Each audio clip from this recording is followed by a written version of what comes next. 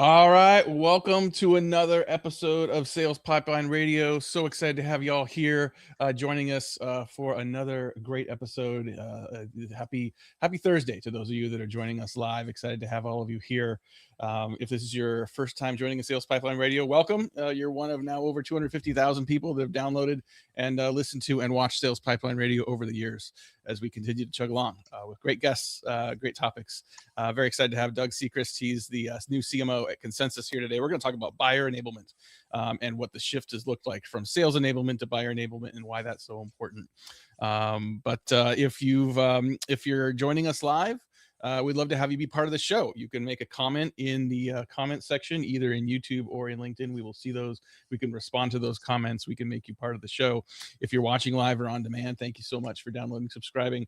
Every episode of Sales Pipeline Radio always available at salespipelineradio.com. Doug, thanks for joining us today.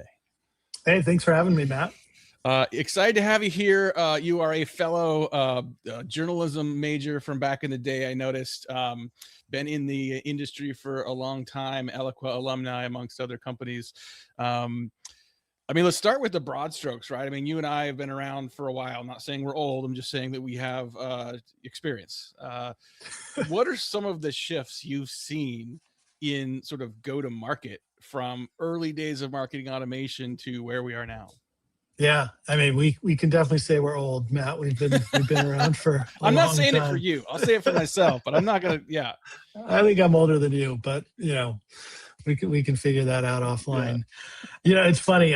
When I think about my career and where it started, you mentioned journalism. Like, I was a writer, so I didn't really know what marketing was, and I found my way into marketing as a writer. And I'll never forget this, how I got into like growth and demand gen. I was writing RFP responses and proposals. That's what I was good at, and that forced me to get really close to sales teams.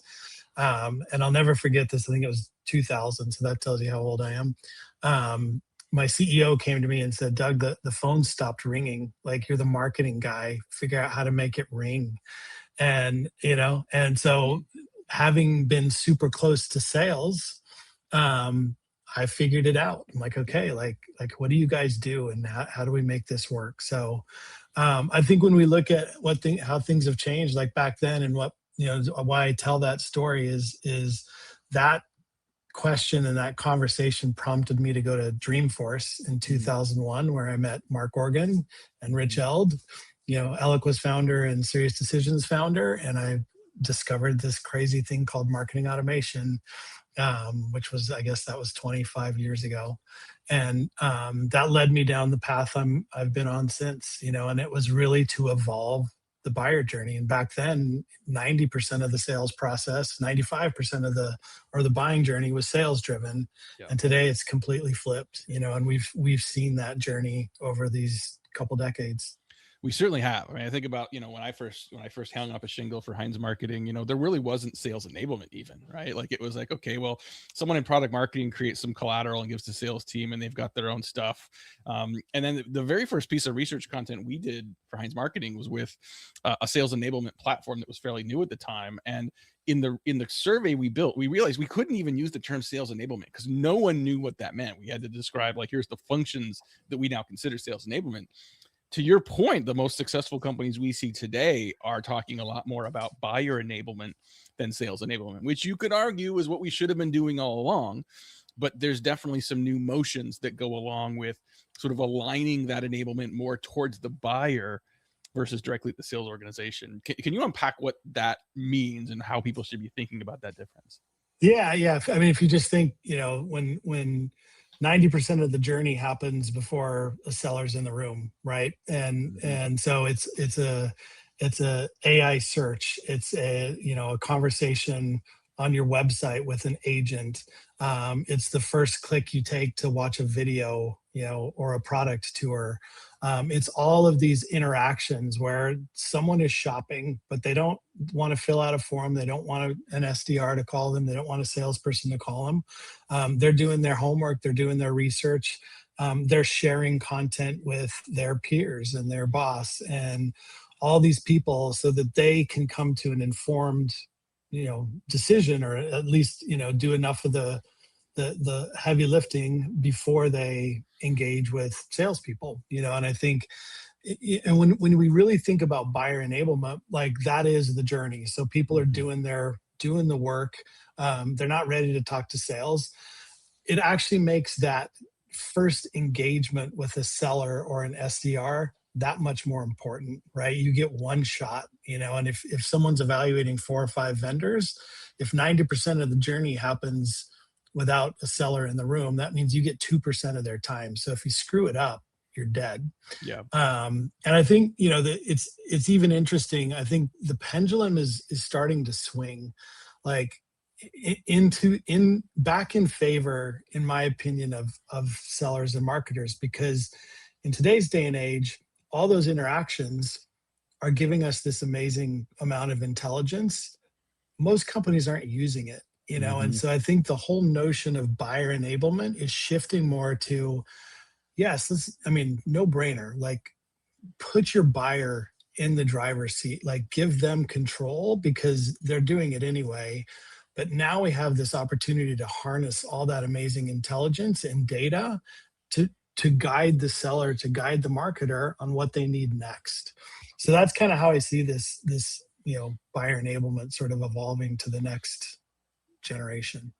And when I see companies doing this and sort of, letting the buyer have more control of the process, giving them more that they can do on their own, it sort of sheds a new light on what we've done forever on the sales enablement side, which is sort of this, I kind of think of it as the audacity and fantasy of control, right? That we are in control of the process, that we need you to fill out a form so we can follow up with you, that we need to shoehorn you into a demo, whether you're ready for it or not. Someone told me a week and a half ago, that the company they came to requires a 90-minute demo with at least 3 members of the buying committee, or they won't have a meeting. Theoretically, I get why you say, oh, this is going to help us qualify and help them understand the product, but who's going to sit through that? And who's going to do that work unless you're way down the process? Yep. So, the research is clear on this, right? Like Carrie Cunningham's done a ton of work around the fact that, like, your buyers don't want to hear from you until they're ready to have that product conversation. So they're not going to fill out your form. They're not going to take that early stage meeting. I've been fascinated with this topic this year. We've done some research on our own as well. At one point, we asked people, where do you want to get information about a product or service? And 19% said, I'll take a meeting with a seller. Mm-hmm. And yet 100% of a lot of companies go-to-market motions are focused on that 19%. Yep. And so you're giving up the opportunity to engage with the rest. And so when you hear, and especially given that you're new at Consensus, I know Consensus has, a platform that addresses a lot of this. When you hear people share those vestiges of control, like when you have that as an objection to enabling self-service demos, to enabling more sort of do-it-yourself, choose your own adventure buying, what's your response to that? Yeah, it's true. Like we've instrumented the seller with all this crazy technology to automate different parts of the funnel, to keep control, and I think unfortunately, like, control has left the room, like the buyer's in control. And so I think the way we have to think about it is, sellers are always going to want control. Marketers are always going to want control. This is how, like, historically people have been compensated and how we've built process. But at the end of the day, you've got to build trust. Mm-hmm. So you build trust by giving, like providing value. Give the buyer what they want. They're going to get it anyway. Like if you don't give it to them, they're going to find it somewhere, somehow. Yeah. So I think that the notion of control, how you get control back is, you build trust and you give all the value, and in return you get signals, and again, if buyers are taking what you're putting out there, you can now see that. A year ago, 5 years ago, we couldn't see that, right? And so now we can use that information to have control, but not feel like we're like hamstringing the buyer. Like, we know what you did. We know who you sent this demo to. We know what questions you ask in that AI conversation you had on our website. So now we're way more intelligent. Let us control this by giving you the next thing you need. It's that next best action, that I think we now have this opportunity to give buyers. Yep, absolutely. Talking today on Sales Pipeline Radio with Doug Sechrist. He's the new CMO at Consensus, and to really kind of covering this concept of buyer enablement and centric enablement. This was a topic. I mean, part of the reason I wanted to have you on was a topic in our CMO Coffee Talk community a couple of Fridays ago, and it was a great conversation on a number of fronts. One of the things that came up in that is marketing leaders sort of advocate for this change, is not just the technology and process change it represents, but the culture change inside organizations as well. As you have sales and marketing teams that in complex selling situations are kind of required to work closely together, bringing the whole organization along becomes part of the process here. What I've found is that instead of positioning this as losing control, you showcase to sellers what they gain from this. You don't really want to be in meetings with prospects that don't want to buy. You don't really want to do the same demo for the 400th time when you're like, you should have just watched a video on this or walked through it yourself. So it's kind of similar to sort of the AI migration, where people go from being afraid of taking their job to being excited about where it's going to help them focus their job. So what have you seen both in the work you've done, in your role as CMO, as well as things you've seen from consensus customers that are helping accelerate that culture change? Yeah, it's amazing. It reminds me of kind of the old days of marketing automation and like co-dynamic scoring and nurturing, when we could actually help sales prioritize their time. Like, hey, just focus on the A1s and A2s and all these Ds, whatever, whichever 9 box you use to score. Yeah. Like that was amazing back then.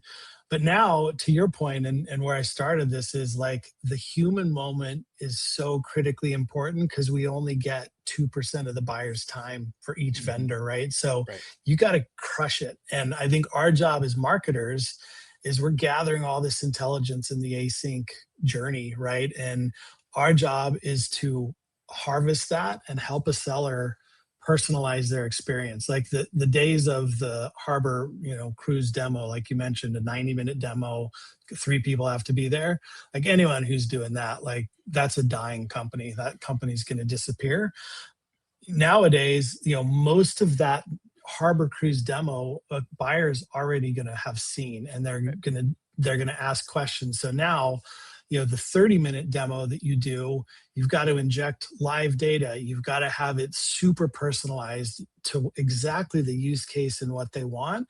So now a seller, this is again how they get control back. They show up like wildly smart, better than any of the competitors. And here's the demo, to the committee and the right people. So I think as a marketer, like that's our job. Like, let's figure out like, how do we build the right buying experience so that we collect this data that makes our sellers the best sellers in the world. I think about friction and efficiency here, right? Like if you're still doing traditional sales enablement, you are paying for people and resources to do things the buyer really wants to do on their own. The buyer will do the work and replace the people that you used to have to do that. Your people are going to be more efficient because they're going to be talking to more prospects that are better educated, better motivated, and honestly, a little further down to the commitment to change. And that also increases your deal velocity, right? So I'm sitting here talking about like, efficiency and cost reduction. I'm talking about better leverage of your sales team's time. So better use of active selling time and greater velocity of deal flow when you've got prospect interested. It sounds like a slam dunk to me. And yet you still have these conversations that are really just about sometimes people's resistance to change and fear of the unknown, even if there's an understanding that the status quo is broken or not working. Yeah. I think it's 2 things. One, it's we've spent years, decades instrumenting this process, this marketing and sales process that's linear. It's around the MQL to the SQL. People get paid on it. It's how we measure success. It's really hard to change that and rip those systems out. I think that's one. The other one, there's this fear that AI and demo agents and conversational AI is going to replace the SDR. It's going to replace the SE or the AE. And the reality is, it's not. It's only going to replace them if you don't move forward into the future, right? Because if we do our jobs right and we create, a better sales process and a better buying experience, more deals are going to come in, and we're just going to insert people at the right time, as opposed to wasting all this capacity on 90-minute demos and long discovery calls and 4 to 5 handoffs before we actually like put the right person in front of the buyer. Well, and we're kind of just getting the tip of the iceberg here, because most of our conversation has been related to net new sales. Buyers can be existing customers too. So you think Yeah, about applying this into your life cycle marketing. Shout out to Omar Akhtar. Literally just earlier today, got a preview of some of his new 2026 go-to-market benchmark data. And one of the greatest growth areas he's seen 25 to 26 in terms of marketing budgets is around life cycle marketing.